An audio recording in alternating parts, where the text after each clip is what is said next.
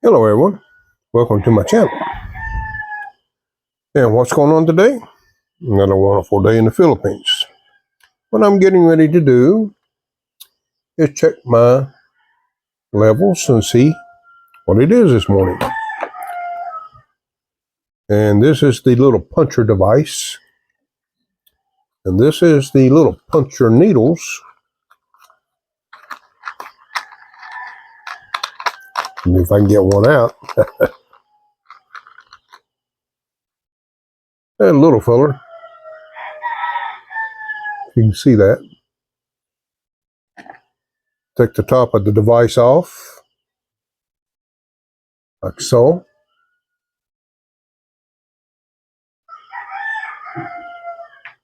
And you load it up, like so. You insert it. And you take the cap off. The little knob at the top. And then you got the little needle. Then you put the top back on, like so, and lock it in place. Pull the plunger back. That loads it. You're in good shape. Next, you take the strips that you put a drop of blood on,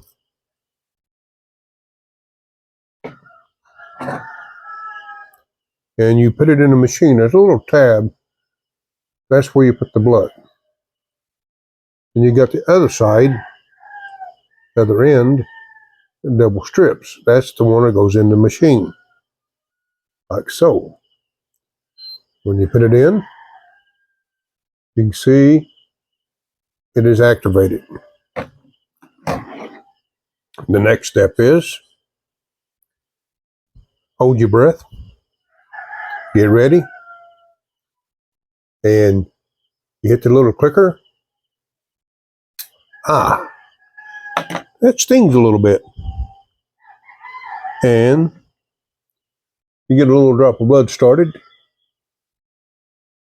and you put it on the end of that strip, and it don't take much, and then it starts reading.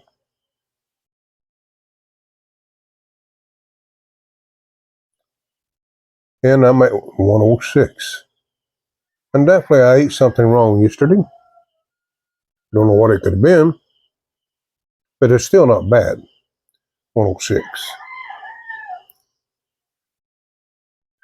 But that's where I'm at on that. Now, to make things safe, I reinstall the protection cap.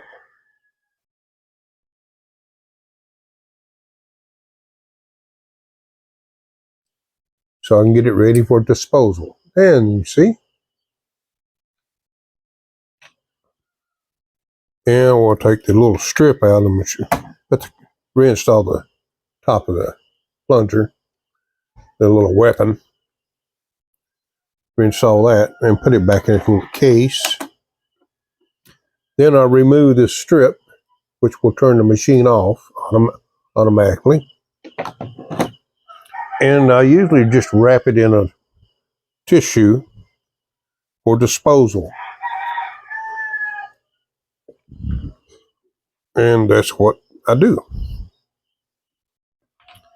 And put all my equipment back in place for the next use.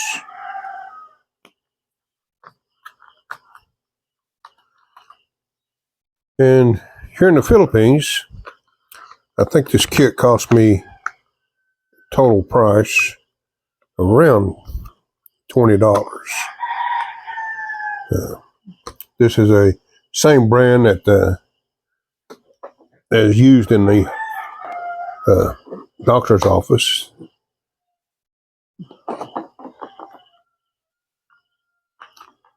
And we leave that. Now Grace will panic because it's 106, but I'm happy with that.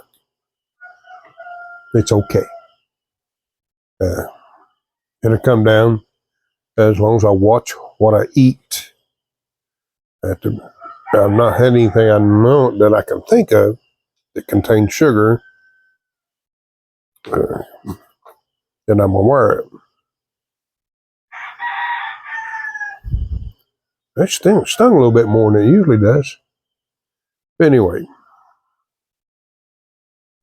after that, I'm good. I'm back to normal.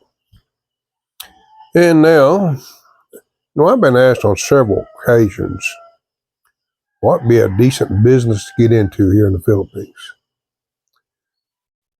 First of all, if you need to make money, you don't need to be here.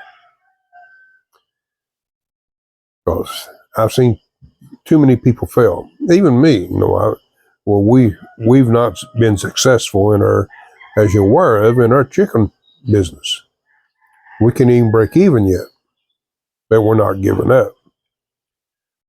But if I've been a younger man and have had some money to invest, you wouldn't have to have big money at this, what I have.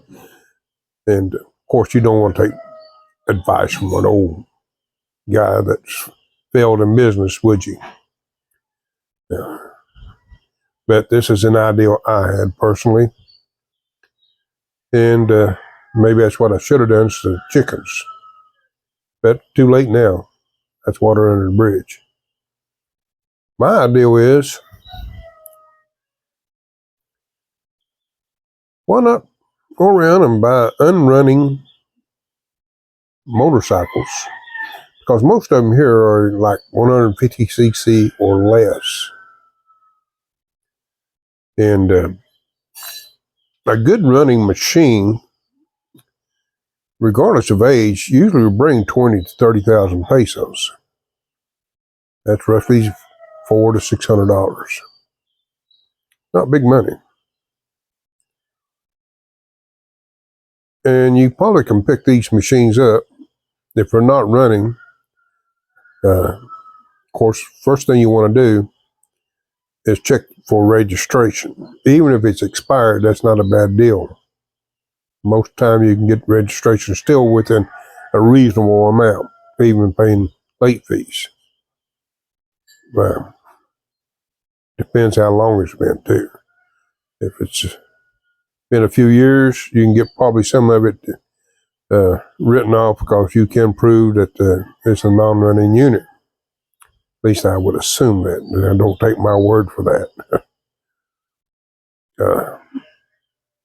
The main thing is making sure it's a complete machine and the engine itself is not got a hole in it or the block or any damage in that area. The cylinder and so forth, that's no problem. The reason I say that, because if it's got a thrown rod, for example, and it's damaged the block, you have to replace that engine on the crankcase.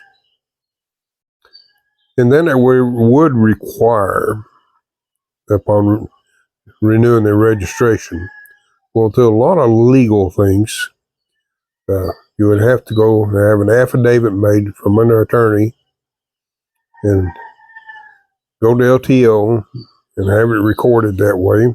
That it has had an engine change. It's not impossible to do, but I don't know what the fee would be for that. That's what worries me more than anything. But if you're lucky enough to get good registration or prior registration, you get the original OR and CR, what they call here. It's got to be original. The bike's more than likely worth purchasing on a reasonable amount. Say if you had to give 5,000 or 6,000 pesos for it, non-running. The worst case scenario is replacing the cylinder and the piston and rod and crank journal. You can do that for less than 10,000 pesos. So you got a 15 or 16,000 peso investment in a complete bike that runs like brand new. Of course, I'd reseat the valves and so forth, make sure all the other components is. And you can turn around and sell that bike for a minimum. Say if it's like a Honda, what do they call that Honda? It's so popular here that they like. Darn it, I hate when I forget things.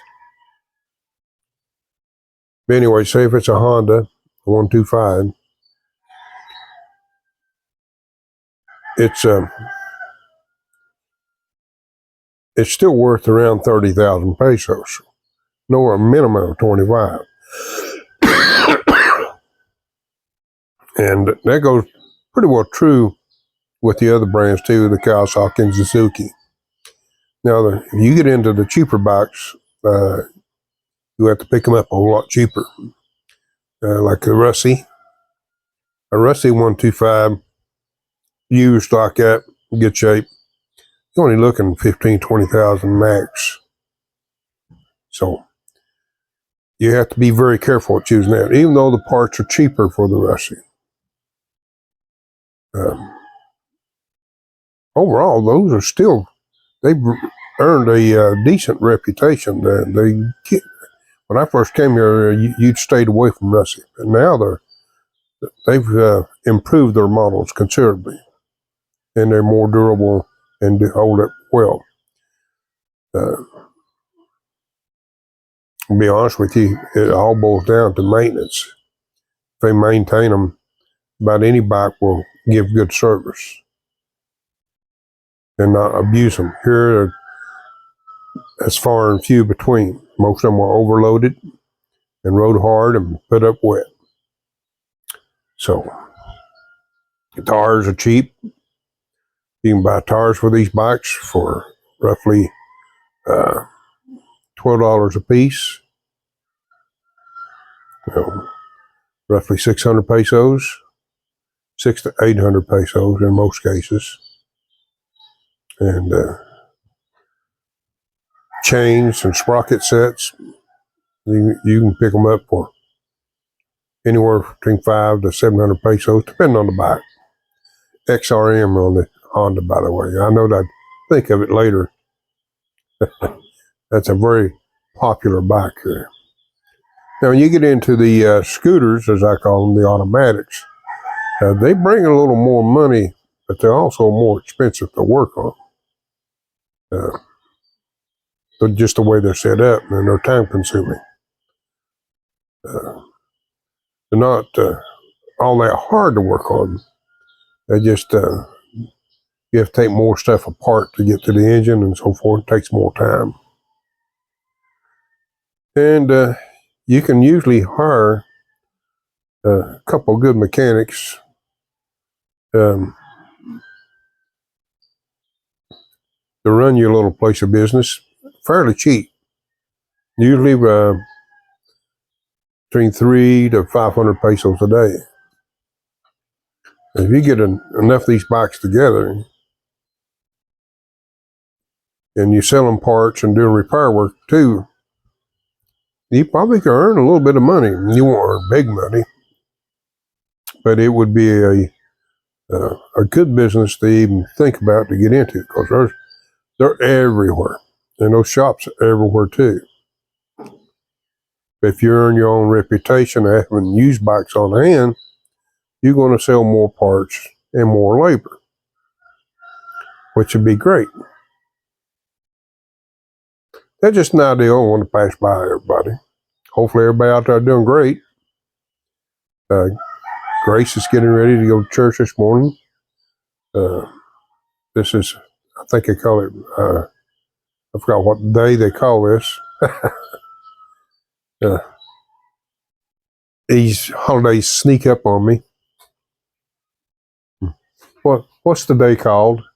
Good Friday. Good Friday. Thank you. That happens when you get old. You forget. That's sad. Yeah. She's getting ready to make my breakfast. But that's a thought that come across this morning. I've been asked about that. That's one business I could recommend if you're not wanting to make big money. You probably end up making, on average, $20 to $50 a day. And is that good money here in the Philippines, you can manage with it, but it'd be a lot of time invested, and you'd have to enjoy doing that type of work, which I would if I was younger. I'm a hands-on person, and I just love tinkering on things and correcting mistakes and making things work again. So that'd be something that would entertain me personally, and there might be somebody else out there that would have a similar interest. That's one of the reasons I'm missing this video. You're not going to make big money. You have to be, here in the Philippines, you have to be diversified to make decent money. In other words, you can't put all your eggs in one basket. Maybe have another, like a Sarah store on the side, which can make you, that's another investment that you can lose big time on. But if it run correctly, you probably can make $5 or $10 a day on it. But that'd be about the extent of it, because there's so many of them. So here at the home, we managed to make with the peso Wi-Fi, selling ice, and occasionally a few eggs, which that's going to change hopefully for the better. It's going to take a little more time than I really wanted.